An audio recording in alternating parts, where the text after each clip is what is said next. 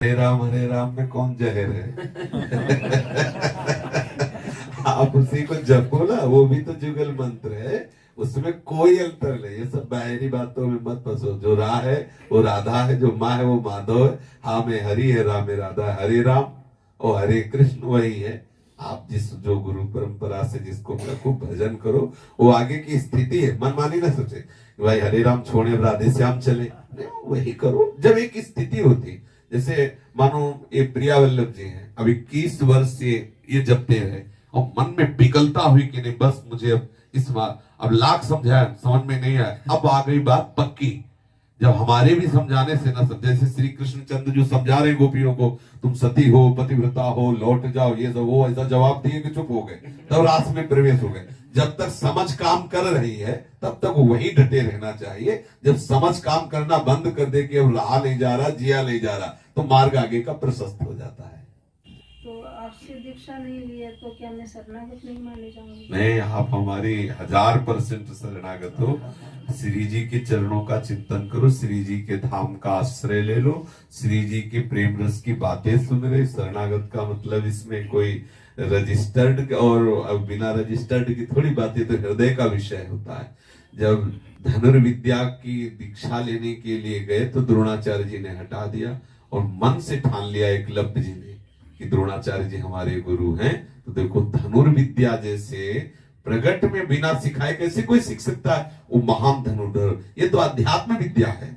अध्यात्म विद्या में यदि हम किसी भी संत को गुरु मान ले तो उसका प्रभाव निश्चित पड़ेगा। आप ऐसा मत माने कि शरणागत दीक्षा नहीं लिए तो हम शरणागत नहीं, आप हमारी हैं, हमारी श्री जी की हैं।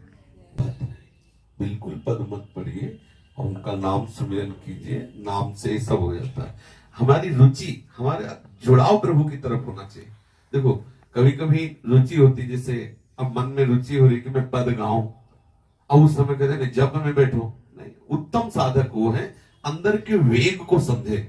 जैसे वेग आ रहा है एकदम शांत होकर डूबने का, अब उसे को वाणी पाठ करो, नहीं होने वाला। हम पकड़े, जैसे हमारी रुचि हो रही कि मैं मंत्र जप करूं, तो जिस समय हमारी रुचि हो किसी से बात करने की, उस समय समझ लो कि वाणी का वेग आ रहा है, पाठ शुरू कर दो, अच्छा रहेगा, क्योंकि वाणी का वेग आ रहा है। अब एक होता अंतर्मुक्ता, सबके मन में आती है, एक संसारी आदमी के भी मन में आती है, उसको लगता है कभी मैं चुप बैठूं, ऐसा वो अंतर्मुक्ता आ रही, पर वो समझ नहीं पा रहा। तो कम से कम साधक तो समझे, अगर उसकी अंतर्मुक्ता की वृत्ति जागृत हुई, वो पाठ करेगा तो नहीं रुचि होगी, नहीं मन बैठेगा। अब अंतर्मुख हो जाए, सब बंद कर दो, शांत बैठ जाओ, अंदर ही अंदर भगवत चिंतन करो, अंतर्मुख देखो किस समय कौन सा भाव धारा उठ रही, उसी के अनुसार प्रियालाल का चिंतन। यदि मन लग रहा है कि मंत्र जप करे तो आवश्यक नहीं पद गायन करना, उस समय मंत्र जप करो, क्योंकि एक ही प्रियालाल का मंत्र है, उन्हीं का पद है, उन्हीं का सेवा हो रही, उन्हीं का चिंतन कर। तो हमें ये देखना हमारे मन की मांग धर्म विरुद्ध नहीं होनी चाहिए, और धर्म से युक्त है तो उसे दे देनी चाहिए, तभी उसको आनंद। जैसे हमारा मन हो रहा है कि मंत्र जप करें और फिर हम मंत्र जप करें तो चिपकेगा मन उसमें। अब हमारा मन कह रहा है जब करे मंत्र हो आप उससे करवाओ पाठ, अब नहीं होगा, स्वाद नहीं मिलेगा, रुचि भी नहीं है। तो उस समय हमें जोड़ना चाहिए, उस समय जोड़ना चाहिए। यहां बिहारी जी राधा वल्लभ जी में नहीं मुंदना चाहिए। यहां मतलब भर नेत्र दर्शन करो, हर समय बैठे, लेकिन हमारे घर के ठाकुर जो है वहां तो घंटों मुंद के बैठेंगे, उनके सामने वही भीतर वही बाहर, उनमें कोई अंतर नहीं। लेकिन जब हम महल जाएंगे दर्शन करने तब वहां आंख मूंद के नहीं खड़े रहेंगे, फिर वो तो मतलब ठीक नहीं है। वहां जब जाए तो आंख खोल के आंख मिलाएं और उनसे दर्शन करें, 10-5 मिनट जो भी समय दें ठाकुर जी, दर्शन करें, बस फिर चले आए। लेकिन अपने घर में ऐसा वो नियम नहीं होगा कि भाई ठाकुर जी सामने आंख क्यों मूंदे हुए हो, जो सामने वही अंदर भी तो है। थोड़ी देर अंदर वाले भी ठाकुर का दर्शन करते हो। हमारी कुटिया वो 32 सेवा अपराध 64 सेवा अपराध वहां थोड़ी लागू होंगे उनके, तो वहां तो उनकी गोद में सर रख के हम सोएंगे, हम उन्हीं के सामने उसी थाली में पाएंगे। ये सब बातें मतलब एक अलग की है। जिन जो भगवान मानो, बहुत ऊंचाई मानो, तो फिर ऊंचाई में बैठे रहेंगे। आओ साथ ही खाते हैं, हंसते खेलते, हमारे हो, हमारे प्रीतम हो। अपनापन जब हो जाएगा तो सब बातें खत्म हो जाती हैं। अच्छा बोले वो ठाकुर जी के भोग की अलग थाल होनी चाहिए। बाबा जी मान लो, बाबा जी उसी में हम पाए, उसी में तुम पाओ, साथ ही पाओ। कहां से तुम्हारे लिए सोने चांदी की थाली ना, हमारा बेचारा गृहस्थ आदमी है, अब 2 ही थाले हैं। अब उसमें बोले ठाकुर जी की अलग थाल होनी चाहिए, प्रिया जी की अलग थाल हो, उनकी अलग तरीके से, उसी थाल में भूल अपने है ना, अपने घर के। अब मंदिर का अलग नियम, अपने घर के ठाकुर का अलग नियम, हम वही शयन करेंगे। अब सेवा पद्धति में आता है ठाकुर जी के सामने शयन न करे, हंसे ना, बोले ना, और उनके सामने पाए ना, उन्हीं के सामने बात ना करें। हम वही करेंगे सब कुछ, क्योंकि वही हमारे है ना, तो और कोई है ही नहीं उन्हीं के। अब मान लो का जैसा ना छोटी सी कुटिया उतले में ठाकुर, तो होगा कि ठाकुर जी का विराजमान करे, बोले दरवाजे के बाहर एक अलमारी बना दे ऐसे नहीं, ऐसे आनंद से। स्थूल शरीर से प्रियालाल की अनुकूलता संबंधी सेवाएं, जो भी चेष्टा हमारे शरीर से होगी प्रियालाल के लिए ही होगी। जैसे हम भोजन पाते हैं तो प्रियालाल के लिए पाते हैं, शौच जाते हैं तो प्रियालाल के लिए जाते हैं। कैसे?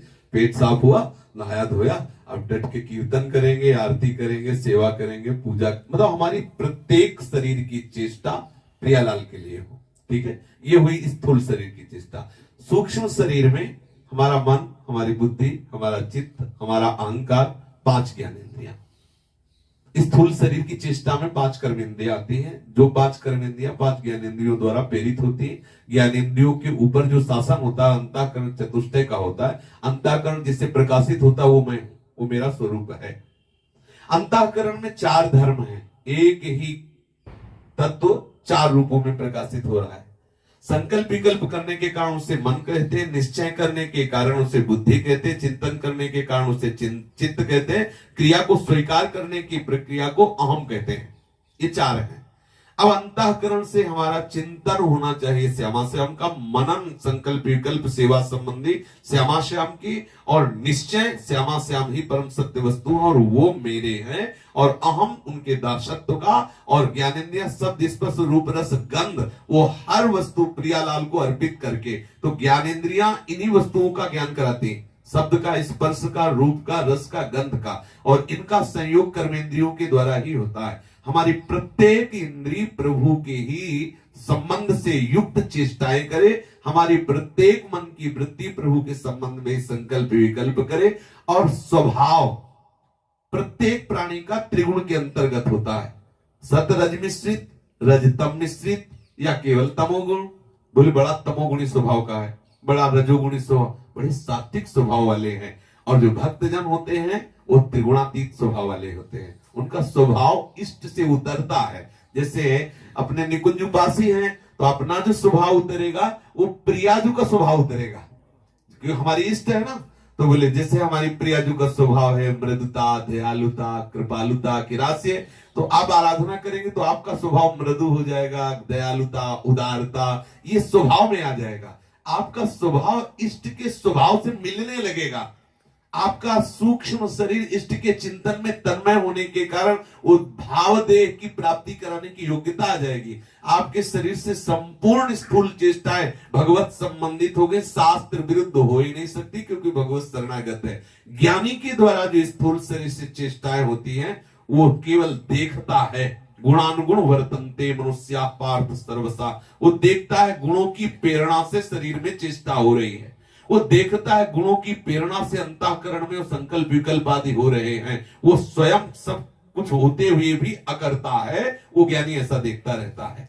ज्ञानी का जो स्वरूप है वो इन त्रिगुण से परे है, स्थूल सूक्ष्म कारण से भी परे है। वो अपने स्वरूप का बोध करके इनके द्वारा जो हो रहा है वो दृष्टा मात्र रहता है, वो साक्षी मात्र रहता है, कभी करता नहीं होता। और भक्त उसे प्रभु के द्वारा देखता है, ज्ञानी गुणों के द्वारा देखता है। ज्ञानी अपने को अकर्ता देखता है, भक्त देख रहा है मैं प्रभु के द्वारा कराया जाए। जो भी हमारे द्वारा चेष्टा स्थूल सूक्ष्म कारण, मेरा स्वभाव जो है वो प्रभु के द्वारा, मेरे शरीर की जो चेष्टा है वो प्रभु के द्वारा, मेरे हृदय में जो बातें आती है वो प्रभु के द्वारा हो रही।